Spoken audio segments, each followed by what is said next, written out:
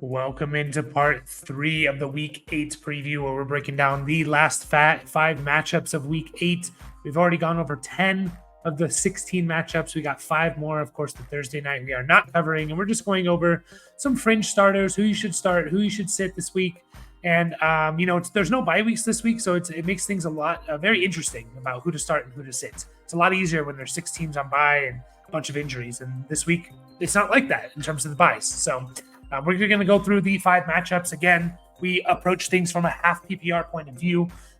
So all the numbers and averages that you hear are from half point PPR point of view. So we're just going to get right into it. And we are going to start with the first matchup on today's list. It's the Ravens at the Cardinals. 44.5 is the over-under.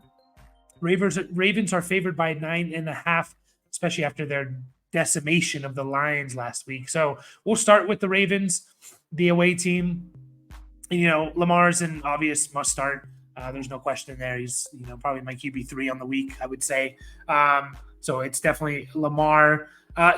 Gus Edwards is an interesting one because I think a lot of people are going to want to start Gus Edwards this week because of what he did last week, especially doing that against the Lions. Now, I do want to say, so I'm just double checking. I know he had a big week last week. He had 20, almost 21. He had 20.9 half PPR points, which is fantastic for Gus Edwards. Obviously his best of the year. He's only had 2 double-digit point weeks, and one of them includes last week and week 2 where he had 12.2 points. Other than that, he was below 6 points every other game, which is, once you get below 6 points, if you get 7 points in half PPR from guys like Gus Edwards, it's not killing you. It's not winning you weeks. You're not excited, but it's not killing you. So I want to caution people just a little bit about automatically starting Gus Edwards this week. Nothing really changed last week. His snap percentage was 50%. I know they were blowing him out, so maybe they took him out at the end. But in terms of his carries, touches, he still had about 15 touches, 14 carries, and 1 catch. That's basically what he's been getting all year long, is about 15 carries and 1 target every game, and maybe gets a catch. Like, that's not even a guarantee. And it just so happened that he had a touchdown and an 80-yard catch. And that's not going to happen every week. The 80-yard catch, especially. The touchdown, maybe. So I just want to caution, he really didn't do much different than what he's been doing the last weeks, where he scored less than 6 points in half PPR. 15 carries, 50 to 60 yards, and he just so happened to get the touchdown and the big catch. So just be wary of that. You can't bank on those things. Now, if you do believe that the Ravens offense is turning a corner and, it's turning a corner and it's going to be this explosive every week, then go ahead. Yeah. But just be careful. Like, you could get a 15 carry, 60-yard week from Gus Edwards, and that's it. And you're disappointed because you're chasing the points from last week. So, I'd still start guys like Ramondre Stevenson over him. Guys like, I'm trying to think, like Kareem Hunt, probably not. Dameon Pierce, I think I'll lean Gus Edwards. Darrell Henderson, I think I'll lean Gus Edwards because of the matchup. So, he's probably he's a low-end RB2 to me, maybe a high-end flex. That's where Gus Edwards falls for me. So, but just keep in mind, careful about chasing the points. He does have a good matchup, though. Cardinals have given up double-digit points every single matchup they play. They give up the 4th most points to fantasy points to running backs. They gave up double-digit points to Brian Robinson, Saquon Barkley, Tony Pollard, Rico Dowdle, Christian McCaffrey, Joe Mixon, Kyron Williams, Kenneth Walker had all put up double-digit points. So if you get double-digit points from him, then you are super excited, obviously. You're not starting Justice Hill. Zay Flowers, he's another one where, I think a lot of people think he's a must start. And I don't see him as a guaranteed must start. In 3 wide receiver leagues, I do. In 2 wide receiver leagues, maybe not. He's wide receiver 24 on the year. He's averaging 10.1 points a game. He hasn't had an explosive game of over 15 points yet. and he's had 2 double-digit point weeks, and he's had 5 under double-digit point weeks. And I'd say he's had 1 disappointing week. That's it. So he's kind of a safe floor type of play. It doesn't seem to have we haven't seen the huge upside from him. If he catches a touchdown, he'll most likely give you 15 points. If he doesn't, he's going to give you 9 points. Yeah, that's kind of 9 or 10 points. That's kind of what he's been at. Now, he does have a great matchup, Arizona Cardinals. So I have him as like a wide receiver 3 this week. I think a lot of people are a lot higher than him. I'd still start guys like Christian Kirk, Addison, DJ Moore, Jacoby Myers, Nico Collins, Garrett Wilson. I'd start all these guys over Zay Flowers because of the upside. Michael Pittman, I'd start over Zay Flowers.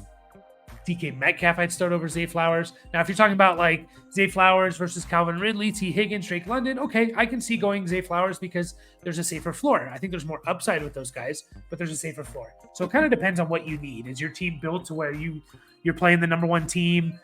You're down. You face Josh Allen and Gabe Davis, and you're down 50 points already because of Thursday Night Football, and you need a big play. I would lean guys like Higgins, Calvin Ridley that can give you those big plays. I think Zay Flowers, he's going to give you 9 to 15 points if he catches a touchdown. Mark Andrews is an obvious start, and no one else you're really starting on this team. Beckham, Bateman, not yet. On the Cardinals side of things, it really comes down to, do you want to start Amari DiMercato? The quarterback we're not starting.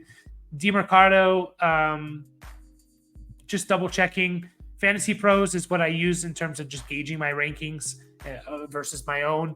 He's RB33 this week in half PPR. Just double checking. I know the Ravens are a pretty good defense. They give up they're not shut down elites. They give up the 16th fewest fantasy points. So they're right in the middle. They shut down Damian Pierce. Mixon had double-digit points against them. I believe this is in half PPR. If I do quick math here, half PPR. He had double-digit points. Zach Moss had double-digit points. They shut down Jerome Ford and Najee Harris. Derrick Henry had a good game against them. Jahmyr Gibbs had a good game against them, but in garbage time. So it is a tough matchup, I think. DiMercato, to me, is a low-end. He's a flex play, in my opinion. Now, if they're going to use him like they did last week, they're going to give him 15-plus touches, including 3 or 4 catches. He had 13 carries and 5 targets. If he's going to get 18 touches, 17 touches, he's going to be very valuable. I'm going to start him over Brian Robinson. I'm going to start him over Zach Moss. I know Zach Moss has been playing well, but he's questionable. The splits, the snap percentage for Jonathan Taylor keep going up. So I'm probably going to lean DiMercato just because I can guarantee he's going to get me 15 to 18 touches, whereas I don't know if Zach Moss is going to get that. I'd start him over the Carolina guys. I'd start him over Darrell Henderson. That's where I'm at with Amari DiMercato. I'd start Kareem Hunt over him. But I'd start, to me, he's a flex play. And I know it's a bad matchup, but if he's going to get 15 carries and 3 catches, he's going to give you a solid floor. Yeah. He's going to give you in half PPR, let's just say he gets 14 carries and he runs the ball for 50 yards, even on a bad day, and he gives you 3 catches when there's, or 4 catches, there's 7 points plus another 20 in the air. So there's not, if he gets us a touchdown, you're super, super happy. Yeah. That's where you are. So that's kind of where I'm at for Amari DiMercato. Marquise Brown, I think, again, tough matchup, right? This team could be kind of shut down if the Ravens do shut them down and their defense is getting better. They give up the 7th fewest fantasy points to wide receivers. So Marquise Brown is still, to me, a wide receiver 3. In 3 wide receiver leagues, I'm starting Marquise Brown. I'm starting him over Josh Palmer, who looks like was added to the injury report. Just double checking. Yeah, he was with like a knee. But I'm starting him over Josh Palmer. I'm starting him over Tyler Lockett, Deontay Johnson, Tank Dell, Josh Downs. I'm starting Marquise Brown all over all these guys. I know it's a bad matchup, but he should get the volume of all these targets. So that is where I'm at with that. And there's no one else I want to start on this team. No one else. So we'll move on from this matchup. and we're going to get into the Chiefs at the Broncos. Chiefs are easy in terms of you're starting Mahomes, Kelsey, and Isaiah Pacheco. The only receiver I would think about starting on this team is Rashee Rice. If you expect this game to be, if you expect them to put up a lot of points on the Broncos, I like Rashee Rice's numbers. If I don't have to start him, if I have better options, I'm not going to start him just because he's on the Chiefs and he's a rookie that's doing well. I'm not going to go that far. But I do like what I'm seeing from Rashee Rice. We saw his highest snap percentage come last week of 59%. That's the highest all season long. And he just gets targets. He's had at least 5 targets in 1, 2, 3, 4, 5 of the 7 games he's played in. And that's with one of the games he played 18% of the snaps. He only had 2 targets. Another game he played 49%. That's with playing less than 50% of the snaps, where he's getting 6 targets, 5 targets. Last week, 59%, 6 targets, 5 catches, 60 yards, and a touchdown. I really like where things are going with him. I think the arrow is definitely pointing up for Rashee Rice. And so I definitely want him on my team. If he's out on waiver wires, then you need to definitely pick him up. But anyways, guys like who I'm starting Rashee Rice over in terms of receivers. I'm starting him over DeAndre Hopkins this week. I'm starting him over Michael Thomas because I think there's more upside. Michael Thomas, if you need a safe 8-9 points in half PPR, take it. Rashee Rice, to me, there's more upside. I'm starting him over Christian Watson. I'm starting him over Jerry Jeudy, Romeo Doubs, KJ Osborne. I'm going to start him in half PPR. I'm going to start him over Josh Downs. I think he has a better chance at a touchdown. In full PPR, I'll lean Downs. I'm going to start Rashee Rice over Tank Dell. Now, I just want to see Dell get back to where he was for a couple games in the beginning of the year. I'll start Rashee Rice over Tyler Lockett with a really bad matchup, and I'll start him over, I think Deontay Johnson's off the injury report. Okay, he's off the injury report. I'll probably lead Deontay Johnson, but to me, that's kind of a coin flip. So I'm pretty high on Josh Downs. In terms of flex options, cross-positional stuff, I'd start Rashee Rice over, Zach Moss. I'd start him over Brian Robinson in a tough matchup. I'd start him over Amari DiMercado just because I think he's going to get 5 for 60. And if he catches a touchdown, you're going to be happy. So Rashee Rice is a nice play this week. Everyone else, you're benching on the wide receiver core for the Chiefs. Broncos side of things, I want to get away from Russell Wilson if I can. Chiefs are just, I think it's time to recognize that the Chiefs are just good against quarterbacks, just a good defense. They've given up the 4th fewest points to quarterbacks. They've given up less than 14 points a game. And, they've faced some good quarterbacks. They faced Jared Goff, Trevor Lawrence, Justin Fields, Kirk Cousins, and Justin Herbert, and Russell Wilson already, who had 9 points against them. So they've faced good quarterbacks as well. So I really like the Chiefs defense. And for that reason, I want to get away from Russell Wilson. Jalen Hurts, Mahomes, Lamar Jackson, Josh Allen, Herbert, Tua, Goff, Lawrence, Burrow, Stroud, Dak, Kirk Cousins, all those guys I'm starting over Russell Wilson. I'm probably going to start Russell Wilson over like Jordan Love, Matthew Stafford, Sam Howell, Derek Carr, just because I think they have bad matchups too, and I just don't think they're necessarily that good. And so, not that I think Russell Wilson's that good necessarily, but in garbage time, he could have put up a lot of points, and he can run the ball too. So, Javonte Williams, I like this week. If they're going to do anything against the Chiefs, Javonte Williams is going to need to do well. So to me, he's an RB2, and he should be starting in almost every league, unless you're just stacked at running back.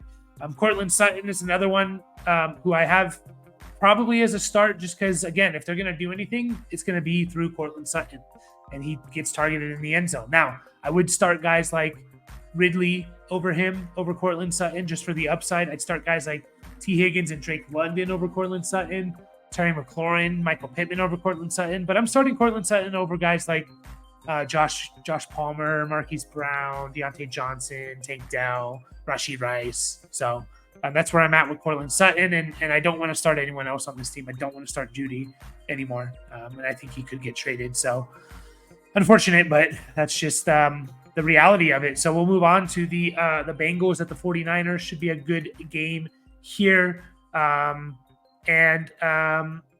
on the Bengals side, you're probably starting Burrow and Chase. Obviously, Chase. Burrow, unless you have like Goff, Tua, Herbert, Allen, Lamar, Mahomes, Hurts. If you have those guys and Burrow, then don't start Burrow. If you have Burrow and Lawrence, I'm starting Burrow.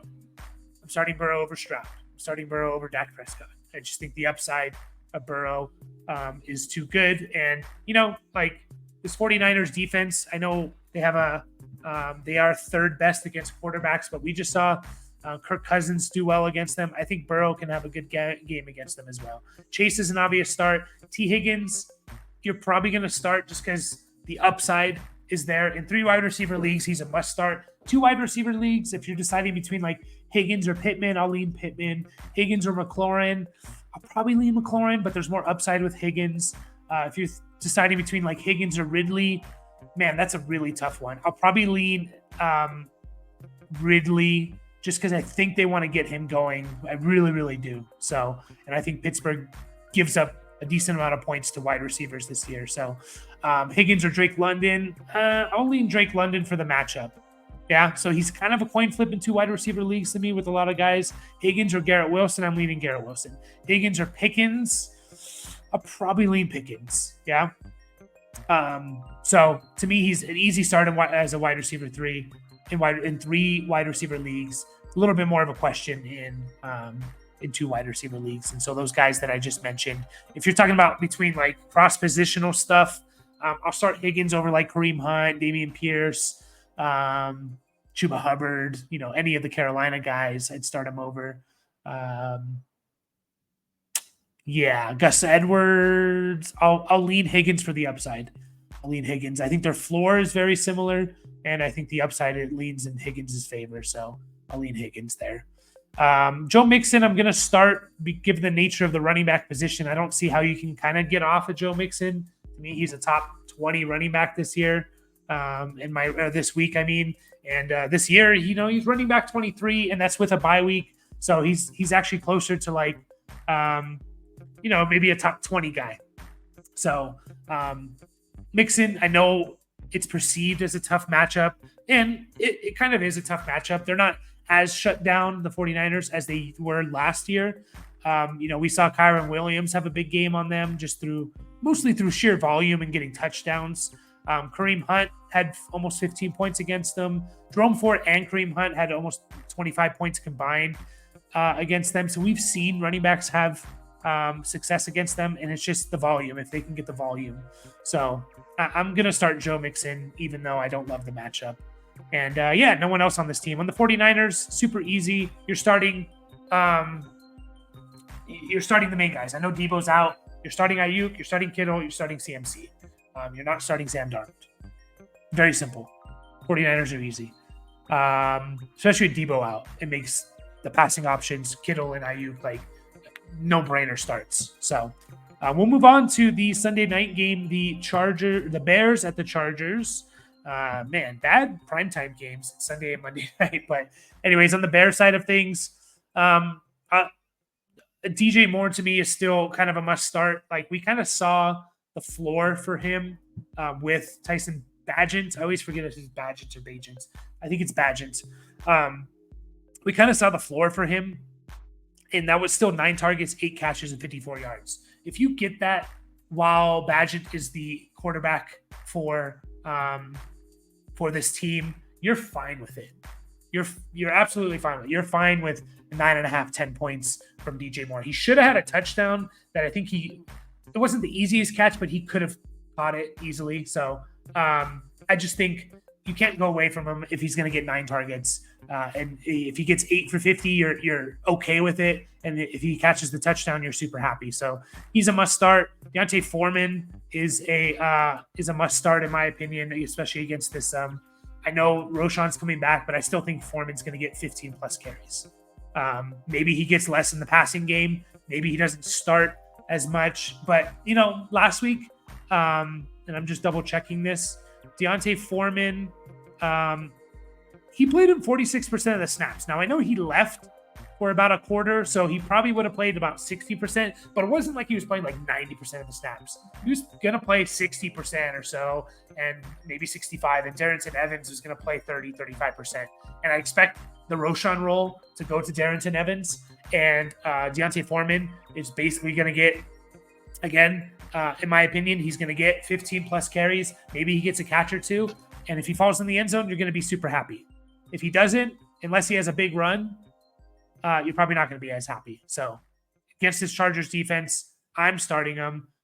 Although they have been better, the Chargers, against running backs. They're not the smash play. They're 13th worst, I guess, or best for fantasy running backs. So they haven't had they haven't just been like the what they were the last couple of years, but they're still a good defense to play against. So, and yeah, Cole Kmet, if you're still holding on to him, fine. I kind of want to move off of him if I can until Justin Fields comes back. They have an obvious connection, and it just doesn't seem to be there necessarily. 0 targets last week, only 3 targets the week before. So if you're still just holding on to him, fine. But I'm starting guys like Taysom Hill, Jake Ferguson, Logan Thomas, even Jonnu Smith, Dalton Schultz over Cole Kmet. And even Trey McBride, I'd probably still start Cole Kmet. So, Chargers against tight ends. Just double checking here. They've been pretty 10th most of fantasy tight ends. That was mostly because they faced Travis Kelce last week. Besides Travis Kelce, no one's had double-digit points against them. Even guys like Hawkinson and Ferguson. So keep that in mind. But basically, if I have Cole Kmet on my team and I don't have 2 tight ends, I'm not dropping Cole Kmet. So. And I don't want to roster 2 tight ends, really. On the Chargers side, Herbert's a start. Eckler, I know he's been disappointing. He's still a must start, especially against this defense. You've got to take advantage of this defense. They give up the 7th most points to quarterbacks. They give up the 15th most points to wide receivers and the 7th most to running backs. So it's a good matchup for all the players. Keenan Allen is basically a must start. Eckler, to me, it's still a must start. Josh Palmer, I'm going to try and fit into my lineup as much as possible if he's healthy. I'll start him over guys like Amari Cooper, Cortland Sutton. And if you need a little bit safer of a floor, I'd start him over a guy like T. Higgins and Calvin Ridley. If you want the upside, I'd go with those 2 guys. That's kind of how I'd play it. I think Palmer's kind of locked in for 5 catches for 60, 70 yards. And he could have a big game like he did last week, or he could catch a touchdown. So I think they try and get right in this game. Their passing offense has not looked great. And I think they have make it a point to kind of let's get right. Let's get going. This is the perfect matchup to do it in. So I want to get him in my lineup if I can. And then just double checking. I don't think Gerald Everett's healthy. I know he had a quad injury. Double checking here. He did practice in full. It's still risky to roll him out there. If your options are Tyler Conklin, Tyler Higbee, Michael Mayer, and Njoku, I'm going to lean Everett if he's healthy. But any of the top 15 guys, I'm starting. So over Everett. That's it for the Bears Bears at Chargers. In terms of the Raiders at the Lions, the last Monday night game, I'm going to start for the Raiders side of things. I don't even know what's going on. Why are they starting Brian Hoyer? It's 2023 and we're starting Brian Hoyer. What is the upside? What is the future of Brian Hoyer, who's probably going to be retired soon? Jimmy G looks like he's going to play full practice. If we get notice that Jimmy G's playing, I feel a lot better about these guys. But honestly, I'm still starting Adams. I'm still starting, obviously, Davante Adams. I'm still starting. He's too good not to. I'm starting Jacoby Myers, especially if Jimmy G's out there. They're going to probably need to pass the ball here. So I'm starting Jacoby Myers. And even if Jimmy G is not out there, I think Jacoby Myers had a really good game last week. Just double checking that. Jacoby Myers is wide receiver 14 on the year. That's with missing a game, by the way. And yeah, he's had one bad game this year. So Myers is a must start, in my opinion. And I know people hate it. I'm still starting Josh Jacobs. Like, he's going to get the volume, man. And you just can't get away from the volume. Like, I know it's not producing in anything. We just saw Gus Edwards run well against this Detroit Lions defense, who is kind of beat up. I know it's a tough matchup. I really do know that, but he's still getting, even in a bad game, he's still getting 15 opportunities, and in a good game, he's going to get 20 plus opportunities. So I can't get away from that. Raiders are easy. You're starting the studs. Michael Mayer, again, like, you have to go with the punches with tight end. If you picked up Michael Mayer and to be your starting tight end, and you dropped someone else like a Logan Thomas, and you're thinking about dropping Michael Mayer to pick up someone else, just don't. Just roll with the ups and downs of it. And like, you're going to get bad games from these streaming tight ends, and you're always going to be chasing points. So if you don't have them on your team, fine. If you do and use your tight end, go for it. So, and then on the Lions side of things, just double checking their injury report. But Jared Goff to me is a must start, unless you have like Mahomes, Hurts, Allen, those top guys, Lamar. Amon-Ra St. Brown is an easy start. And David Montgomery's not going to play, so Jahmyr Gibbs is an easy start. And that's Sam Laporta is a must start. If you're super desperate and you want to go guys like a Josh Reynolds, go for it.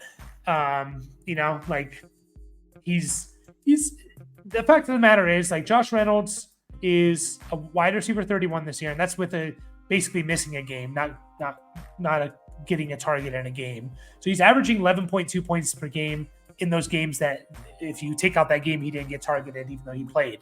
He's had 2 really good games that you're happy with, 2 solid games that you're happy with, and 2 games that you're not so happy with. They just so happen to come the last 2 weeks. So I'm fine. You don't have to start him, but there's upside there because they're playing the Raiders. So although the Raiders do pretty well against receivers, they give up the 9th fewest points, it looks like. So something to note, though, I'm just looking at it now, like Gabe Davis, wide receiver 2 for the Bills. He had a big game against the Raiders. Calvin Austin, I think at that point, Deontay was out. So Calvin Austin was like the wide receiver 2 for the team. He had a big game against them. Josh Palmer had a pretty good game against them. Christian Watson had a solid game against them when he was considered the wide receiver 2. Kendrick Bourne had a good game. So maybe the wide receiver 2s play well against the Raiders. I don't know.